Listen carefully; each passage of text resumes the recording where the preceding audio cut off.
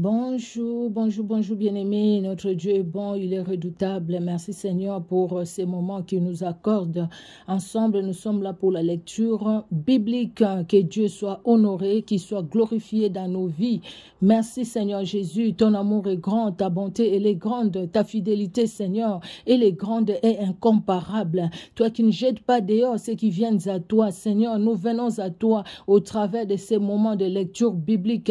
Merci pour l'œuvre de Golgotha, merci pour le Saint-Esprit qui est à l'œuvre et merci Seigneur pour la force et la soif de ta parole dans nos cœurs. Daigne bénir ces moments et bénis ta parole dans nos vies, dans le nom puissant de Jésus-Christ de Nazareth. Amen. Amen, amen. Nous allons lire aujourd'hui, bien-aimés, 1 Samuel 25, Ézéchiel 4, 1 Corinthiens chapitre 6, le psaume 45, Proverbe 22, verset 14. Nous prenons nos Bibles, nos smartphones, partout nous avons le support de la Bible. Je vais mettre au fait la Bible audio et nous allons suivre pour 1 Samuel 25, Ézéchiel 4, 1 Corinthiens. Si c'est le psaume 45, je vais lire, Proverbe 22 aussi et 15, je vais lire. J'ai ma Bible ouverte, je vais suivre en même temps. Nous écoutons au nom puissant de Jésus-Christ, 1 Samuel chapitre 25. Alors, 1 Samuel 25. Premier livre de Samuel, chapitre 25. Samuel mourut. Tout Israël s'étant assemblé, le pleura, et on l'enterra dans sa demeure à Rama. Ce fut alors que David se leva et descendit au désert de Paran. Il y avait à Mahon un homme fort riche, possédant des biens à Carmel. Il avait 3000 brebis et 1000 chèvres, et il se trouvait à Carmel pour la tonte de ses brebis. Le nom de cet homme était Nabal, et sa femme s'appelait Abigaïl. C'était une femme de bon sens et belle de figure, mais l'homme était dur et méchant dans ses actions. Il descendait de Caleb. David apprit au désert que Nabal tondait ses brebis. Il envoya vers lui 10 jeunes gens auxquels il dit « Montez à Carmel et allez auprès de Nabal. Vous le saluerez en mon nom et vous lui parlerez ainsi. Pour la vie, sois en paix et que la paix soit avec ta maison et tout ce qui t'appartient. Et maintenant, j'ai appris que tu as les tondeurs. Or, tes bergers ont été avec nous. Nous ne leur avons fait aucun outrage et rien ne leur a été enlevé pendant tout le temps qu'ils ont été à Carmel. Demande-le à tes serviteurs et ils te le diront. Que ces jeunes gens trouvent donc grâce à tes yeux puisque nous venons dans un jour de joie. Donne donc, je te prie, à tes serviteurs et à ton fils David ce qui se trouvera sous ta main. » Lorsque les gens de David furent arrivés, ils répétèrent à Nabal toutes ces paroles au nom de David. Puis ils se turent. Nabal répondit aux serviteurs de David, « Qui est David et qui est le fils d'Isaïe? Il y a aujourd'hui beaucoup de serviteurs qui s'échappent d'auprès de leur maître. Et je prendrai mon pain, mon eau et mon bétail que j'ai tué pour mes tondeurs, et je les donnerai à des gens qui sont je ne sais d'où. » Les gens de David rebroussèrent chemin. Ils s'en retournèrent et redirent à leur arrivée toutes ces paroles à David. Alors David dit à ces gens, « Que chacun de vous saigne son épée. » Et ils saignirent chacun leur épée. Et David aussi saignit son épée. Et environ 400 hommes montèrent à sa suite. Il en resta 200 près des bagages. Un des serviteurs de Nabal vint dire à Abigaïl, femme de Nabal, « Voici, David a envoyé du désert des messagers pour saluer notre maître, qui les a rudoyés. Et pourtant ces gens ont été très bons pour nous. Ils ne nous ont fait aucun outrage, et rien ne nous a été enlevé tout le temps que nous avons été avec eux, lorsque nous étions dans les champs. Ils nous ont nuit et jour servi de muraille tout le temps que nous avons été avec eux, faisant paître les troupeaux. Sache maintenant et vois ce que tu as à faire, car la perte de notre maître et de toute sa maison est résolue, et il est si méchant qu'on ose lui parler. » Abigaïl prit aussitôt 200 pains, 2 outres de vin, 5 pièces de bétail à prêter, 5 mesures de grains rôtis, 100 masses de raisins secs et 200 de figues sèches. Elle les mit sur des ânes, et elle dit à ses serviteurs, « Passez devant moi, je vais vous suivre. » Elle ne dit rien à Nabal, son mari. Montée sur un âne, elle descendit la montagne par un chemin couvert. Et voici, David et ses gens descendaient en face d'elle, en sorte qu'elle les rencontra. David avait dit, « C'est bien en vain que j'ai gardé tout ce que cet homme a dans le désert et que rien n'a été enlevé de tout ce qu'il possède. Il m'a rendu le mal pour le bien. Que Dieu traite son serviteur David dans toute sa rigueur si je laisse subsister jusqu'à la lumière du matin qui que ce soit de tout ce qui appartient à Nabal. » Lorsqu'Abigaïl aperçut David, elle descendit rapidement de l'âne, tomba sur sa face en présence de David et se prosterna contre terre. Puis, se jetant à ses pieds, elle dit, « À moi la faute, mon Seigneur, permets à ta servante de parler à tes oreilles et écoute les paroles de ta servante. Que mon Seigneur ne prenne pas garde à ce méchant homme, à Nabal, car il est comme son nom. Nabal est son nom, et il y a chez lui de la folie. Et moi, ta servante, je n'ai pas vu les gens que mon Seigneur a envoyés. Maintenant, mon Seigneur, aussi vrai que l'Éternel est vivant et que ton âme est vivante, c'est l'Éternel qui t'a empêché de répandre le sang et qui a retenu ta main. Que tes ennemis, que ceux qui veulent du mal à mon Seigneur soient comme Nabal. Accepte ce présent que ta servante apporte à mon Seigneur et qu'il soit distribué aux gens qui marchent à la suite de mon Seigneur. Pardonne, je te prie, la faute de ta servante, car l'Éternel fera à mon Seigneur une maison stable. Pardonne, car mon Seigneur soutient les guerres de l'Éternel et la méchanceté ne se trouvera jamais en toi. S'il s'élève quelqu'un qui te poursuive et qui en veuille à ta vie, l'âme de mon Seigneur sera liée dans le faisceau des vivants auprès de l'Éternel, ton Dieu, et il lancera du creux de la fronde l'âme de tes ennemis. Lorsque l'Éternel aura fait à mon Seigneur tout le bien qu'il t'a annoncé, et qu'il t'aura établi chef sur Israël, mon Seigneur n'aura ni remords ni souffrance de cœur pour avoir répandu le sang inutilement et pour s'être vengé lui-même. Et lorsque l'Éternel aura fait du bien à mon Seigneur, souviens-toi de ta servante. » David dit à Abigaïl, « Béni soit l'Éternel, le Dieu d'Israël qui t'a envoyé aujourd'hui à ma rencontre. Béni soit ton bon sens et béni sois-tu, toi qui m'as empêché en ce jour de répandre le sang et qui as retenu ma main. Mais l'Éternel, le Dieu d'Israël, qui m'a empêché de te faire du mal, est vivant. Et si tu ne te fusses hâté de venir au-devant de moi, il ne serait resté qui que ce fût à Nabal d'ici à la lumière du matin. » Et David prit de la main d'Abigaïl ce qu'elle lui avait apporté et lui dit, « Monte en paix dans ta maison. Vois, j'ai écouté ta voix et je t'ai favorablement accueilli. » Abigaïl arriva auprès de Nabal, et voici, il faisait dans sa maison un festin comme un festin de roi.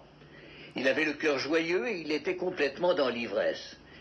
Elle ne lui dit aucune chose, petite ou grande, jusqu'à la lumière du matin. Mais le matin, l'ivresse de Nabal s'étant dissipée, sa femme lui raconta ce qui s'était passé. Le cœur de Nabal reçut un coup mortel et devint comme une pierre.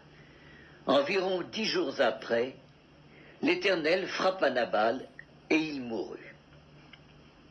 David apprit que Nabal était mort et il dit, « Béni soit l'Éternel qui a défendu ma cause dans l'outrage que m'a fait Nabal et qui a empêché son serviteur de faire le mal. L'Éternel a fait retomber la méchanceté de Nabal sur sa tête. » David envoya proposer à Abigaïl de devenir sa femme. Les serviteurs de David arrivèrent chez Abigaïl à Carmel et lui parlèrent ainsi. « David nous a envoyés vers toi afin de te prendre pour sa femme. » Elle se leva, se prosterna le visage contre terre et dit, « Voici, ta servante sera une esclave pour laver les pieds des serviteurs de mon Seigneur. » Et aussitôt Abigaïl partit, montée sur un âne et accompagnée de 5 jeunes filles. Elle suivit les messagers de David et elle devint sa femme. David avait aussi pris Akinoam de Jizréel et toutes les deux furent ses femmes. Et Saül avait donné sa fille Michal, femme de David, à Palti de Gallim, fils de Laïch. Merci Seigneur Jésus-Christ. Nous allons lire Ézéchiel au chapitre 4. Nous allons suivre, bien-aimés, cette lecture. Ézéchiel au chapitre 4. Alors, Ézéchiel, chapitre 4. Donc c'est ça. Il n'y a pas beaucoup de versets en tout cas. Nous allons écouter Ézéchiel, chapitre 4. Oh là là, c'est retourné encore en arrière. Excusez-moi. Ézéchiel et le chapitre 4. Premier livre de Samuel. Ça me remet encore dans le livre de Samuel. Je suis dans Ézéchiel, chapitre 4. Ézéchiel, chapitre 4. Alors, Ézéchiel, chapitre 4. Voilà, bien-aimés, nous sommes ensemble, nous écoutons et nous suivons dans nos Bibles. Avec nos Bibles, nos smartphones, nos supports, là où il y a la Bible. Ézéchiel, chapitre 4. Ézéchiel 4. Et toi, fils de l'homme, prends une brique, place-la devant toi, et tu y traceras une ville, Jérusalem. Représente-la en état de siège, forme des retranchements, élève contre elle des terrasses, environne-la d'un camp, dresse contre elle des béliers tout autour. Prends une poêle de fer, et mets-la comme un mur de fer entre toi et la ville, dirige ta face contre elle, et elle sera assiégée, et tu l'assiégeras. Que ce soit là un signe pour la maison d'Israël. Puis couche-toi sur le côté gauche, mets-y l'iniquité de la maison d'Israël, et tu porteras leur iniquité autant de jours que tu seras couché sur ce côté. Je te compterai un nombre de jours égal à celui des années de leur iniquité, 390 jours. Tu porteras ainsi l'iniquité de la maison d'Israël. Quand tu auras achevé ces jours, couche-toi sur le côté droit, et tu porteras l'iniquité de la maison de Juda pendant 40 jours. Je t'impose un jour pour chaque année. Tu tourneras ta face et tomberas nu vers Jérusalem assiégée, et tu prophétiseras contre elle. Et voici, je mettrai des cordes sur toi, afin que tu ne puisses pas te tourner d'un côté sur l'autre, jusqu'à ce que tu aies accompli les jours de ton siège. Prends du froment, de l'orge, des fèves, des lentilles, du miel et de l'épeautre, mets-les dans un vase, et fais-en du pain autant de jours que tu seras couché sur le côté, tu en mangeras pendant 390 jours. La nourriture que tu mangeras sera du poids de 20 cycles par jour, tu en mangeras de temps à autre. L'eau que tu boiras aura la mesure d'un 6e de vin, tu boiras de temps à autre. Tu mangeras des gâteaux d'orge, que tu feras cuire en leur présence avec des excréments humains. Et l'Éternel dit, c'est ainsi que les enfants d'Israël mangeront leur pain souillé, parmi les nations vers lesquelles je les chasserai. Je dis, ah, Seigneur éternel, voici, mon âme n'a point été souillée, depuis ma jeunesse jusqu'à présent, je n'ai pas mangé d'une bête morte ou déchirée, et aucune chair impure n'est entrée dans ma bouche. Il me répondit, voici, je te donne des excréments de bœuf au lieu d'excréments humains, et tu feras ton pain dessus. Il me dit encore, fils de l'homme, je vais briser le bâton du pain à Jérusalem, ils mangeront du pain au pois et avec angoisse, et ils boiront de l'eau à la mesure et avec épouvante. Ils manqueront de pain et d'eau, ils seront stupéfaits les uns et les autres, et frappés de langueur pour leur iniquité. Ézéchiel 4. Merci Seigneur Jésus-Christ. Nous allons dans 1 Corinthiens au chapitre 6. Alors, 1 Corinthiens chapitre 6. 1 Corinthiens chapitre 6. C'est pas long aussi, hein? 1 Corinthiens chapitre 6. Première épître de Paul aux Corinthiens, chapitre 6. Quelqu'un de vous, lorsqu'il a un différend avec un autre, ose-t-il plaider devant les injustes et non devant les saints? Ne savez-vous pas que les saints jugeront le monde? Et si c'est par vous que le monde est jugé, vous êtes indignes de rendre les moindres jugements. Ne savez-vous pas que nous jugerons les anges? Et nous ne jugerions pas, à plus forte raison, les choses de cette vie? Quand donc vous avez des différends pour les choses de cette vie, ce sont des gens dont l'Église ne fait aucun cas que vous prenez pour juges. Je le dis à votre honte. Ainsi, il y a parmi vous pas un seul homme sage qui puisse se prononcer entre ses frères. Mais un frère plaide contre un frère, et cela devant des infidèles. C'est déjà certes un défaut chez vous que d'avoir des procès les uns avec les autres. Pourquoi ne souffrez-vous pas plutôt quelque injustice? Pourquoi ne vous laissez-vous pas plutôt dépouiller? Mais c'est vous qui commettez l'injustice et qui dépouillez, et c'est envers des frères que vous agissez de la sorte. Ne savez-vous pas que les injustes n'hériteront point le royaume de Dieu? Ne vous y trompez pas, ni les impudiques, ni les idolâtres, ni les adultères, ni les efféminés, ni les infâmes, ni les voleurs, ni les cupides, ni les ivrognes, ni les outrageux, ni les ravisseurs, n'hériteront le royaume de Dieu. Et c'est là ce que vous étiez, quelques-uns de vous.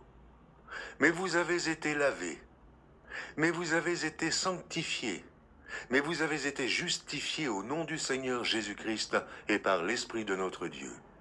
Tout m'est permis, mais tout n'est pas utile.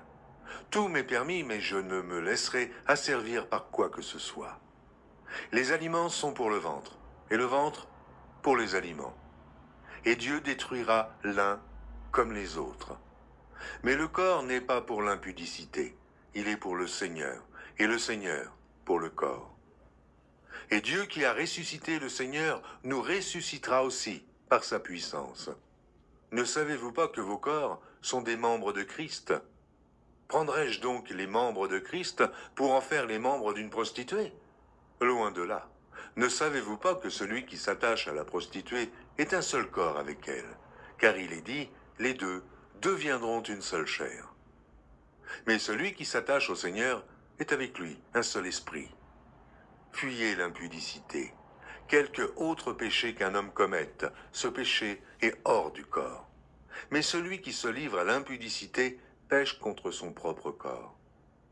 Ne savez-vous pas que votre corps est le temple du Saint-Esprit qui est en vous, que vous avez reçu de Dieu, et que vous ne vous appartenez point à vous-même, car vous avez été rachetés à un grand prix. Glorifiez donc Dieu dans votre corps et dans votre esprit, qui appartiennent à Dieu. Alléluia. Merci Seigneur Jésus-Christ. Notre Dieu est bon et vraiment, notre Dieu est bon, il est vraiment merveilleux. Nous allons bien aimer dans les psaumes chapitre 45. Les psaumes 45. Au chef des chantres sur les lits, des fils décorés, cantiques, chants d'amour, des paroles pleines de charme bouillonnent dans mon cœur. J'ai dit, mon œuvre est pour le roi, que ma langue soit comme la plume d'un habile écrivain. Tu es le plus beau des fils de l'homme. La grâce est répandue sur tes lèvres. C'est pourquoi Dieu t'a béni pour toujours. Vaillant guerrier, ceins ton épée, ta parure et ta gloire. Oui, ta gloire, sois vainqueur, monte sur ton char, défends la vérité, la douceur et la justice. Et que ta droite te signale par des merveilleux exploits. Tes flèches sont aiguës, les peuples tombent sous toi. Elles perceront les cœurs des ennemis du roi. Ton trône, ô Dieu, est à toujours. Le sceptre de ton règne est un sceptre d'équité. Tu aimes la justice et tu hais la méchanceté. C'est pourquoi, ô Dieu, ton Dieu t'a oint d'une huile de joie pour privilégier, par privilège sur tes collègues. Tu aimes la justice et tu hais la méchanceté. C'est pourquoi, ô Dieu, ton Dieu t'a oint d'une huile de joie, un privilège par privilège sur tes collègues. La myrrhe, l'aloe et la casse parfument tous tes vêtements. Dans les palais d'ivoire, les instruments à cordes te réjouissent. Des filles de rois sont parmi tes bien-aimés. La reine est à ta droite, parée d'or d'Ophir. Écoute, ma fille, vois et prête l'oreille. Oublie ton peuple et la maison de ton père. Le roi porte ses désirs sur ta beauté. Puisqu'il est ton Seigneur, rends-lui tes hommages. Alléluia. Et avec des présents, la fille des Tyr, les plus riches du peuple, rechercheront ta faveur. Toute resplendissante et la fille du roi dans l'intérieur du palais. Elle porte un vêtement tissu d'or.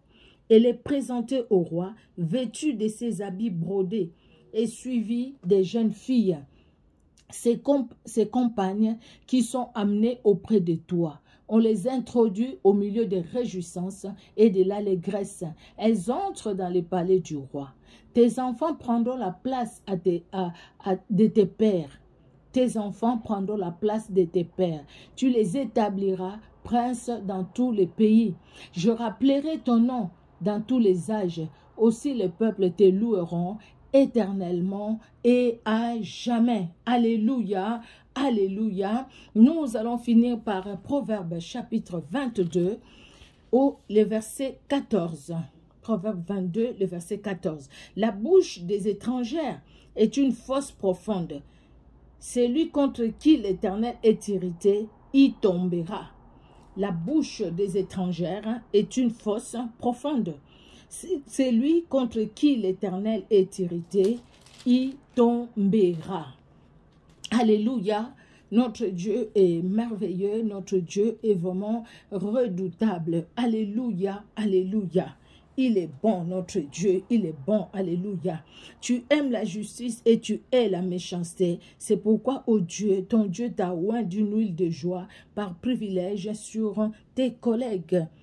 Tu aimes la justice et tu hais la méchanceté. Bien-aimés dans le Seigneur, nous devons aimer la justice. Jésus-Christ est juste, le juste juge. Il est dans la justice, il nous amène dans la justice. Bien-aimés, évitons les 2 poids 2 mesures. Évitons notre façon par nos sentiments, hein, c'est vrai, notre chair peut nous amener dans des mauvaises choses. Ne va pas haïr quelqu'un parce que ton ami, ton meilleur ami est la personne. Ne le fais pas. Surtout dans les milieux du travail, nous voyons beaucoup ces choses-là.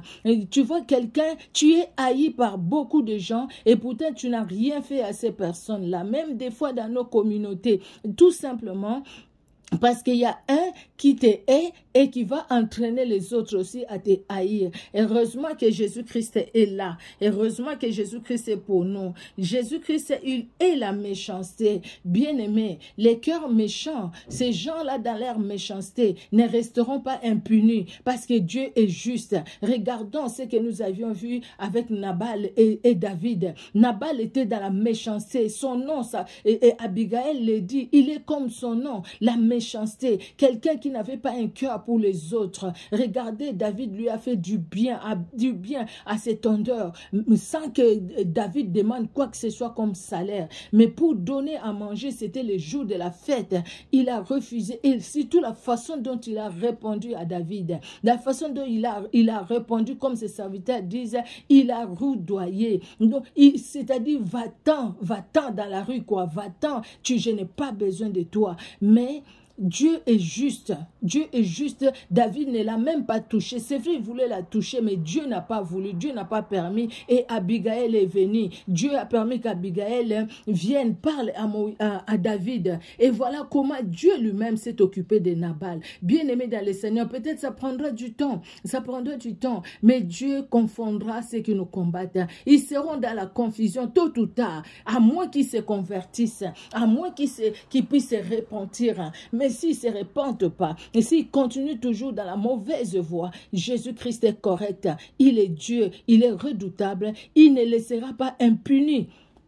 Parce qu'il est Dieu. Mais quant à nous, quant à vous, quant à moi, quant à nous, bien-aimés dans le Seigneur, Paul nous le dit dans 1 Corinthiens 6, notre corps est le temple du Saint-Esprit. Alléluia. Nous ne devons pas vivre n'importe comment. Nous devons au contraire nous dépouiller de tout ce qui est mauvais, des mauvaises choses. Tout ce qui ne confesse pas Jésus-Christ. Et nous devons nous donner à Jésus-Christ de Nazareth. Et que Jésus-Christ de Nazareth seul puisse nous conduire, puisse être le maître et le soutien de notre vie. Que Dieu vous bénisse. Merci Seigneur Dieu de gloire pour ce temps que tu nous as accordé. Nous te prions Seigneur Dieu de gloire de bénis ta parole dans nos cœurs. Bénis les bien-aimés qui nous suivent sur Facebook et ceux qui suivent sur YouTube. Merci Seigneur pour la prochaine fois, quand tu nous donneras encore l'opportunité de lire la Bible ensemble, nous ne manquerons pas de te louer, de reconnaître tes bienfaits, tes hauts faits dans nos vies. À toi l'honneur, à toi la gloire, dans le nom puissant de Jésus-Christ. Amen. Amen, amen, amen. Que Dieu vous bénisse. À bientôt, bien-aimés, pour la prochaine lecture biblique. Soyez bénis.